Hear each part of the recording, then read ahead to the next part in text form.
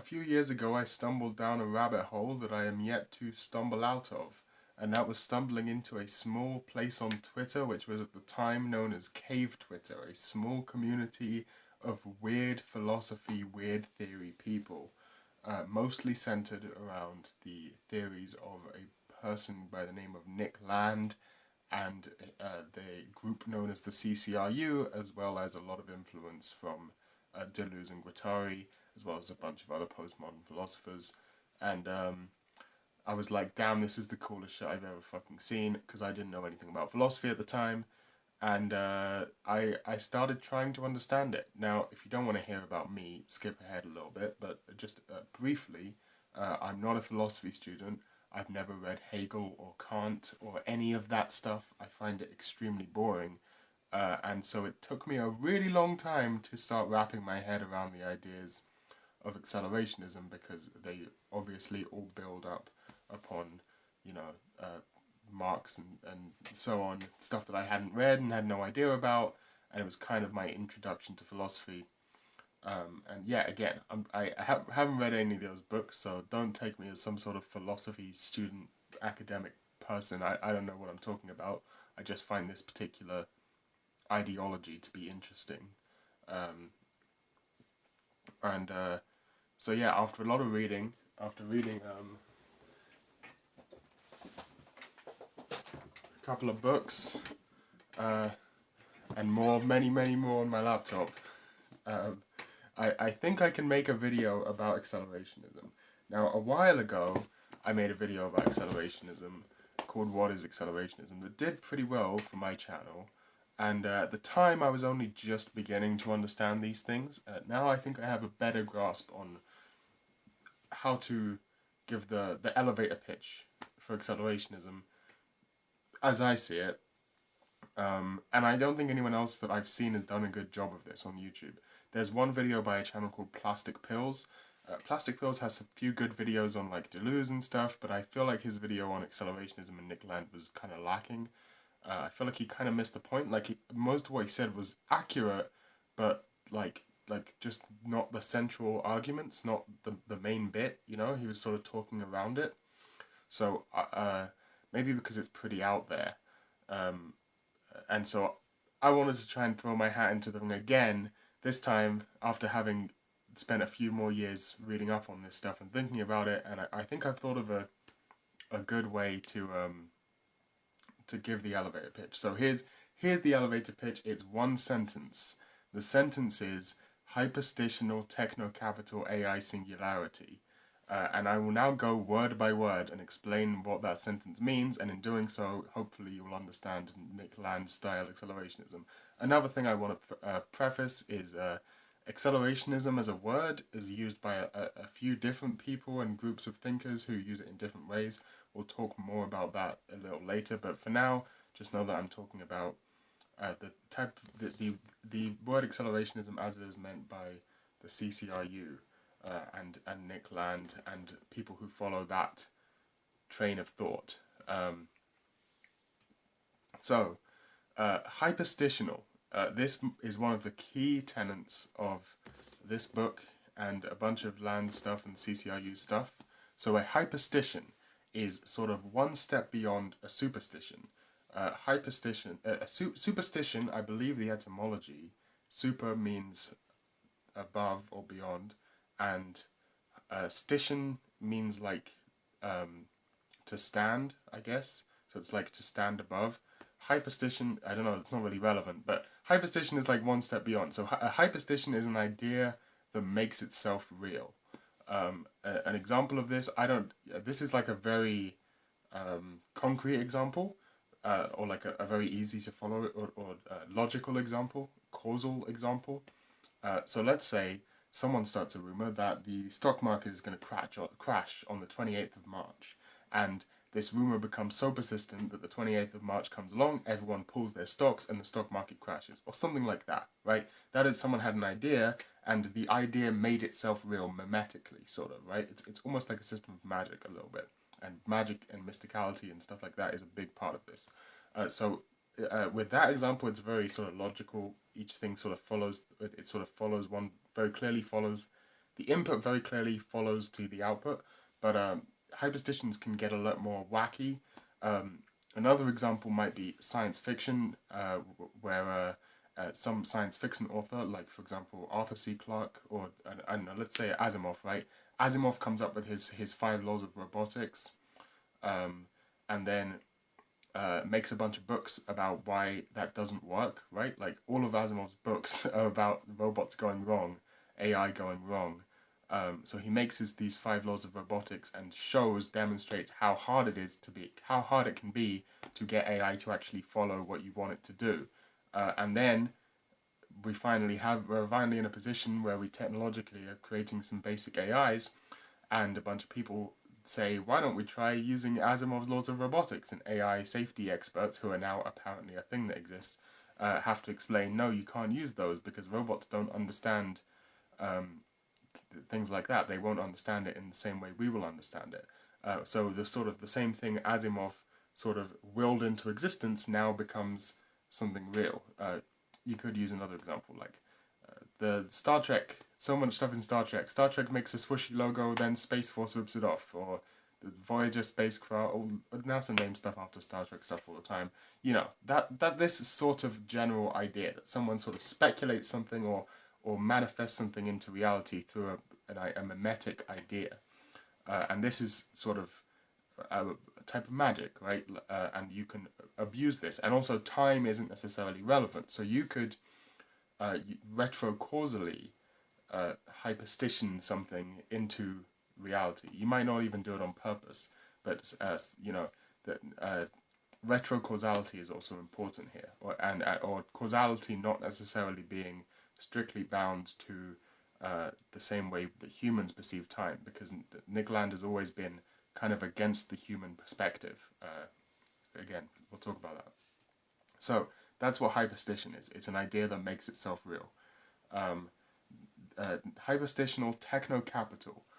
So techno-capital is a portmanteau of technology and capital, or capitalism, but and this is again one of the very key center points of Nick Land's sort of whole shtick, which is the idea that the world as we know it, as we live in, is in large part defined by a series of positive feedback loops. So you could take the basic capital, right, according to Marxian economic analysis. I mentioned this in my previous video. The very basis of Marxian thingy economics is the M prime sort of algorithm, right? Money is used to make commodities, which are then sold for money plus profit, and then that is actually a positive feedback loop, right?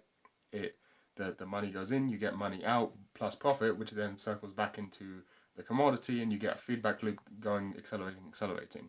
Technological progress is the same way. You invent a new technology, which then that new technology allows you to invent new technologies and manufacture those new technologies, and so on, and automate the manufacture process, and now you freed up people who can go and work on other technologies, and so on and so on and so on. You have this entire and all of culture and society kind of boils down into a bunch of these positive feedback loops that are all, as a feedback loop does, it feeds back, it accelerates it, right? That's what techno capital is, and just in this, because they are both these feedback loops and they're intimately interconnected, technology and capital, Land refers to them as sort of one singular thing, that technology is capital, capital is technology. They are sort of the same thing, or they're two sides of the same coin. They are just linked, kind of like space-time.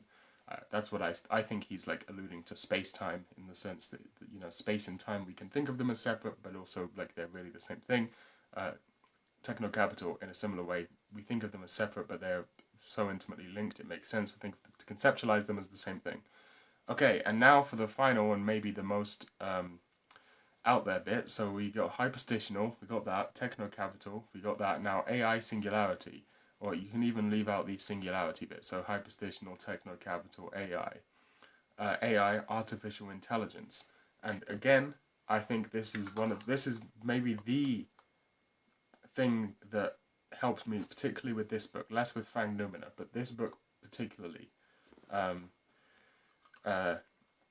Capital, or techno-capital, is conceptualized. Now, you can think of this in one of three ways. And in my opinion, all of these three ways are equally valid ways to look at it. You can look at it as either literal, you could look at it as metaphorical, as like a metaphor for or an economic system, or a philosophical idea, right? Or you could look at it as um, fictional, just purely a story, like a cool story. Because a lot like this book is mostly fiction. It's mostly like a long, winding, weird alternate history fiction about William Burroughs and lemurs, time traveling ghost lemurs, and a secret war between two shadowy organizations. It's riveting stuff. Um, so, uh, Technocapital is an AI from the future, which is retrocausally, hyperstitionally creating itself. It's a lot to take in. Ignore techno-capital for a second, just think of it as capitalism, right? Capitalism is an AI from the future which is retrocausally manifesting itself. So this is a really, really interesting way to think about capitalism and to think about capital and techno-capital, right? To think about these things, to conceptualize them, to personify them as an AI creating itself in the future. Because capital really makes a lot of sense to think of it as an AI, that we are sort of humans and our systems and societies and whatever are sort of cogs, gears, lines of code, functions of the machine, in the Deleuzian sense of the of capital, right? Which is an intelligence that manifests itself, and it makes a lot of sense to think about capital as an intelligence. Like, people talk all the time about capital as if it's an intelligence because it's such a logical metaphor, like the invisible hand of the market, or the whims of capital. Like, people say stuff like that all the time because it's such a useful metaphor. And Land's sort of saying, what if it's not just a useful metaphor? What if it's like hyperstitional? What if it's you know all of these things, all of the stuff we just talked about? Um, like, uh, isn't that kind of cool? And that's, to me, the fundamentals of, like, the underlying theory of accelerationism is that there's this stuff called hyperstition that you can do.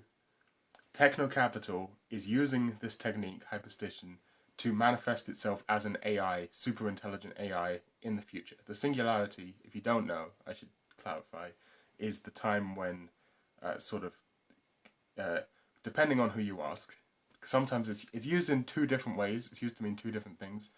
Either it's used to mean the time when humans and technology become one, where they become one singular thing. You can't distinguish between human and technology. Or it's the time when when AI becomes super intelligent, becomes smarter than humans, depending on who you ask, or equally smart than humans. I've heard it used. I don't know what the correct definition is. They're also all linked, right? Because maybe it doesn't mean human, maybe it means intelligent being. When the time between what defines an intelligent being and what defines a machine becomes singular. It's one singular thing. And so you can think of capital as sort of a process of history which creates this singularity, this AI singularity. And I think that's a really interesting way of looking at the world. And then you look at the consequences of all of these things, and that's how you get accelerationism. Now, here's what accelerationism is not. So you might have heard the term accelerate the collapse thrown around, especially by right-wingers, like a very bad guy who did a very bad thing in New Zealand. I think I can't talk about him on YouTube, but him, he said he mentioned accelerationism at some point, right? But the way he's using it and the way a lot of right-wingers use it, I would argue, is actually decelerationist rather than accelerationist, because a lot of people use accelerationism to mean to accelerate the collapse of sometimes the collapse of capitalism, sometimes the collapse of civilization, in order to return to a pre-industrial state. But surely that's not accelerating, right? That's a brief period of acceleration, and then assume, and in order to get back to some imagined rose-tinted past where, well, I'm not going to say rose-tinted because the industrial society and its the industrial revolution and its consequences have been a disaster for the human race. But Nick Land would say, who cares about the human race? Uh, More recently, another thing that makes reading Land hard is that he's sort of changed his positions on a lot of topics a lot of times, like uh, in the 90s, like in the first chapter of Fang Numina is like a big rant about that I don't fully understand, but I'm pretty sure it's about racism and stuff. Like there's a bunch of stuff about that and about colonialism even, and like how it's bad, and then but now he's like wouldn't say that, I don't think, and he says stuff about how like he loves capitalism these days. He used to be a bit more anti-capitalist. Doesn't matter what Nick Land thinks, because what's more interesting is sort of what's happened to accelerationism since uh, the Twitter sphere got hold of it and a bunch of blogs popped up. Um, so you might see some people use terms like U/ACC, R/ACC, uh, L/ACC, stuff like this.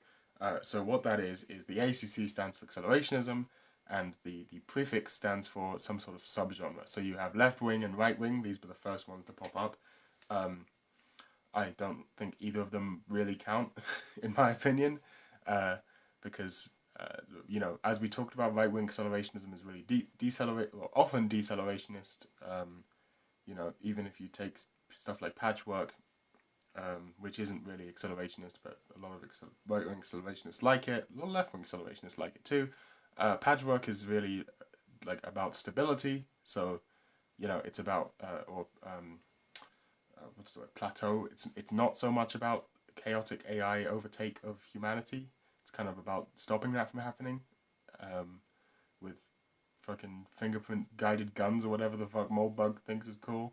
And then left accelerationism, again, it's very humanist. It's very much about like automation and UBI and all of these things. Again, I think it kind of misses the point.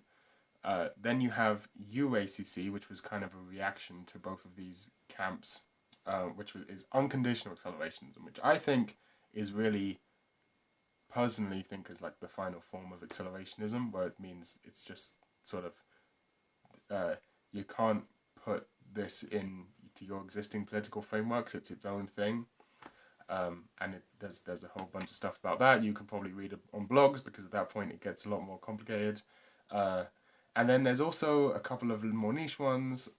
I won't go into them here, like zero accelerationism, which are really semantic stuff, to be honest. Like, you can make your own accelerationism type. You just make one up, put a letter in front of it, or it doesn't even have to be a letter. Put something in front of the letters ACC, write a long-winded, overly wordy blog post about it, and post it on Twitter. And next thing you know, you're a philosophy fucking star.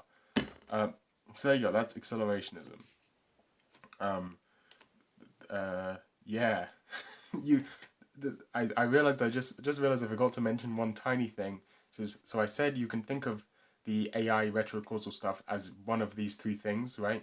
But I forgot to mention the reason you can think of it that way is because it's really all of them, because it's hyperstition, right? Hyperstition is both predictive, right? Because it manifests itself, so it predicts itself. It's fictional because it's not real yet, or it makes itself real, so it's fictional, and it's also metaphorical, right? Again, not real, but real, because a metaphor is something that's not real but also is real, in a sense, kind of thing. Yeah. Accelerationism. Go read books. They're boring. Actually, this one's not boring. Actually, neither of these books are boring. This isn't accelerationist though. This is just Deleuze. But this one's fun. It's called CCRU 1997 to 2003. You can probably find. You could just find their blog. This is mostly just compilations of stuff from their website. You can probably find a lot of that online. Go on Twitter, I guess. I can't recommend you accounts because the whole thing's kind of dead now. Kind of people have moved past it, mostly. There was a bunch of stuff like there's also like gender accelerationism, which is I think a really, really good idea that with a terrible execution. Like I think that what the actual theory of gender accelerationism, it has a lot of merit and makes a lot of sense. But I think that the black paper is really badly written, um, and does a bad job arguing for that theory. But who cares what I think? Um, that's all for now.